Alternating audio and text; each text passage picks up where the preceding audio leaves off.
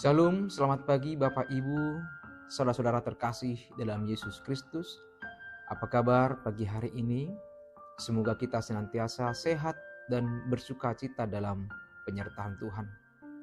Sebelum kita mengawali aktivitas kita dalam satu hari ini, marilah kita terlebih dahulu mendengarkan renungan dari firman Tuhan yang menjadi bekal perjalanan iman kita dalam satu hari ini. Marilah kita berdoa. Kasih karunia dan damai sejahtera bagimu dari Allah Bapa kita dan dari anaknya Tuhan kita Yesus Kristus. Amin. Bapak Ibu saudara-saudara terkasih dalam Yesus Kristus, firman Tuhan bagi kita pada pagi hari ini tertulis dalam kitab Rut pasal 4 ayat 14. Saya akan bacakan untuk kita. Marilah kita ikuti dalam hati masing-masing. Sebab itu perempuan-perempuan berkata kepada Naomi, "Terpujilah Tuhan yang telah rela menolong engkau pada hari ini dengan seorang penebus. Termasyurlah kiranya nama anak itu di Israel." Demikian firman Tuhan. Saudaraku yang terkasih, kisah Naomi adalah kisah yang penuh liku. Ia pernah meninggalkan tanah kelahirannya bersama suami dan kedua anaknya karena kelaparan. Namun di negeri asing, ia kehilangan suami dan kedua anaknya. Hatinya dipenuhi kesedihan yang begitu dalam, sehingga ketika ia kembali ke Bethlehem, ia berkata kepada orang-orang agar tidak lagi memanggil namanya sebagai Naomi, yang berarti menyenangkan, melainkan Mara yang berarti pahit. Baginya, hidup telah berubah menjadi kepahitan. Namun, dalam Rut 4 ayat 14 ini memperlihatkan akhir yang indah dari perjalanan iman tersebut. Perempuan-perempuan di Bethlehem memuji Tuhan karena ia telah mengaruniakan seorang penebus bagi Naomi.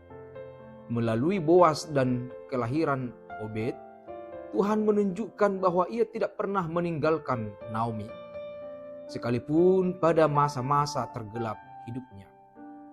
Ayat ini mengajarkan bahwa sumber pengharapan sejati bukanlah keadaan yang sempurna, melainkan Tuhan yang setia. Penebus yang diberikan kepada Naomi menjadi gambaran tentang karya penebusan Allah yang lebih besar. Tuhan tidak hanya memulihkan keadaan Naomi, tetapi juga memasukkan keluarganya ke dalam garis keturunan yang pada akhirnya mengarah kepada Mesias. Tuhan yang bekerja dalam kehidupan Naomi masih bekerja dalam hidup umatnya sampai sekarang. Apa yang hari ini terlihat sebagai akhir, bisa jadi hanyalah bagian dari proses yang sedang Tuhan pakai untuk menghadirkan pemulihan dan berkat. Saudaraku, banyak musim mara yang kita hadapi dalam hidup ini. Ada doa yang belum terjawab, kehilangan yang menyakitkan, kegagalan yang mengecewakan, atau masa depan yang terasa tidak pasti. Dalam keadaan seperti itu, mudah bagi kita untuk berpikir bahwa Tuhan telah melupakan kita. Kita hanya melihat air mata hari ini dan tidak dapat melihat rencananya yang sedang dikerjakan. Tetapi kitab Rut mengingatkan bahwa Tuhan bekerja bahkan ketika kita tidak menyadarinya. Saat Naomi berduka, Tuhan sedang mempersiapkan Rut.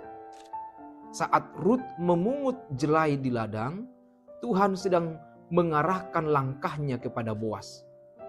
Saat segala sesuatu tampak biasa dan sederhana, Tuhan sedang menyusun kisah penebusan yang luar biasa. Pada akhirnya, kepahitan Naomi berubah menjadi pujian. Amin, kita berdoa. Ya Tuhan Allah Bapa kami, terima kasih Tuhan untuk berkat dan penyertaan-Mu di dalam kehidupan kami. hingga pada pagi hari ini kami boleh mendengarkan firman-Mu yang begitu indah melalui cerita kisah kehidupan Naomi yang awalnya dia merasakan kesusahan dan kesakitan hidup.